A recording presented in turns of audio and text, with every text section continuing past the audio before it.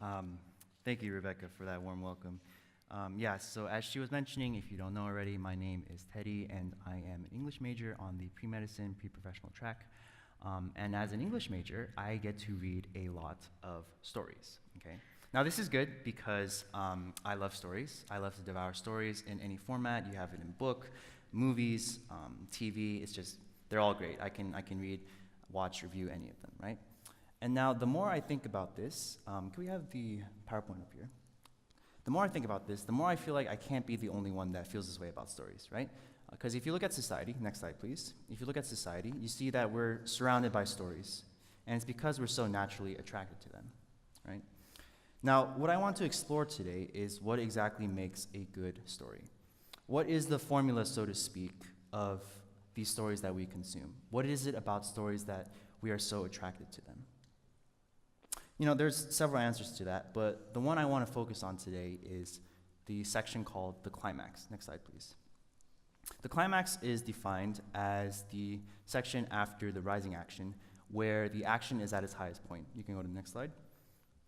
It is here where we experience the most amount of tension, and it is here where the characters have to face the obstacle that is preventing them from reaching their main goal. Now, that main goal, in and of itself, in various different forms, is a complete narrative arc. So in other words, before the climax, the character is flawed and incomplete. Next slide. The climax then forces them to develop and grow outside of their comfort zone, pushing them beyond their limits and experiencing a transformation. Put simply, the climax provides an opportunity for growth. So you can see how a good climax is important for a good story because it sets the tone for how the characters and the ending will turn out. To give you an example of how important a good climax is, let's consider a movie that is lauded for its storytelling, Toy Story. In the climax of the movie, Woody and Buzz are left behind by Andy at a gas station, and they get into an argument. At this point, Buzz still believes that he is a space trooper from outer space and that he's here to terminate the evil Emperor Zurg, and Woody is saying that he is out of his mind for believing such a thing and a fanatic, and he hits him with the harsh remark that they are just toys. What ensues is our climax, our point of high tension and high emotion. We can take a look right now. I have a video.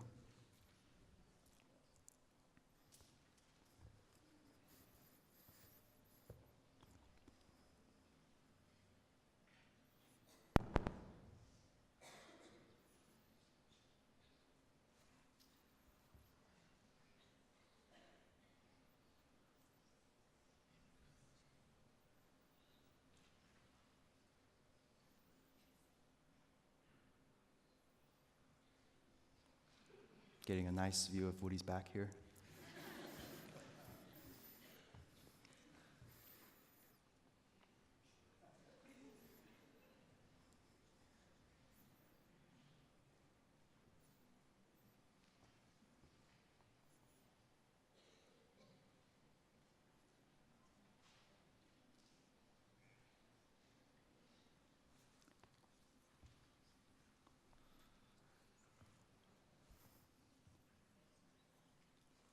Okay, well, the video is just for demonstrative purposes, but if we were to watch it, you would see how the action is at its highest point between all the characters, right? Woody and Buzz cannot be misunderstanding each other more at this point. They are stretched to the fullest extent that we have ever seen them. Now, again, that's not necessarily a bad thing because they can resolve this conflict and reconcile with each other and emerge from this conflict more resolute towards their goal. And we know the outcome. Toy Story is now lauded as one of the most defining movies of friendship. Now, an interesting thing about Toy Story is that it went through several drastic changes before reaching its final product. Woody was actually supposed to be the villain.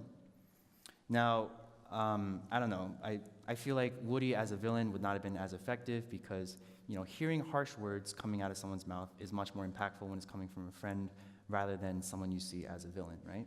Like, we can't imagine evil Emperor Zurg saying those same things to Buzz and having it the same effect. This is good that Toy Story made this decision because they paid attention to and invested in a good climax, and our characters pushed themselves beyond their limits, growing in a way that satisfies us as an audience. We say, wow, that was a good story. So in explaining all of this to you, all I'm trying to say is that a story is only as strong as the climax that it presents. Why?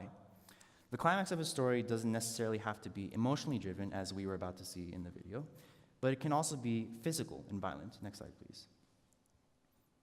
And right now, just as in the climax of a story, our society is in the midst of heavy tension and high conflict. Look around you. What do you read on the news? Next slide. We see clashes between many areas of personhood. We see clashes in race surrounding the Black Lives Matter movement and white supremacy. We see clashes in gender and politics surrounding rape and sexual assault in response to the LGBTQ movement as well. We see it in between war-torn nations like Yemen and Syria. We see it in a house divided amongst itself in response to the regards of the Second Amendment. And we see it in our daily lives in those that are close to us who are hurt by these experiences. So my question is, when we find ourselves in this tension and fighting, what can we do? What is our solution? How may we respond to the cruelty and brutality that we exert on our fellow man? I, for one, say we rewrite the story, like the directors of Toy Story did. Andrew Stanton, the director, explained that a climax can go either one of two ways.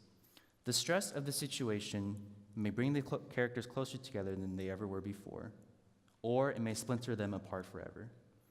In this climax that we find ourselves in, what is the ending that we will choose? Will we refuse to reconcile with one another, choosing hatred and violence over love, or will we gain a stronger bond amongst ourselves by exhibiting kindness, love, a hospitable hand? Recall that a climax provides an opportunity for growth. I believe that though the climate today we are in is depressing, it does provide an opportunity.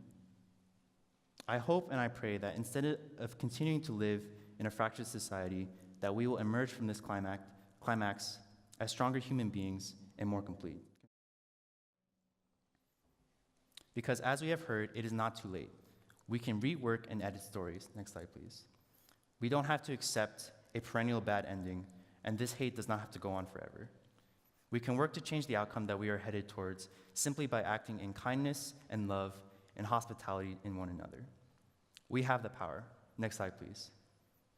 Because what makes a good story is not just the climax, but the author as well. Thank you.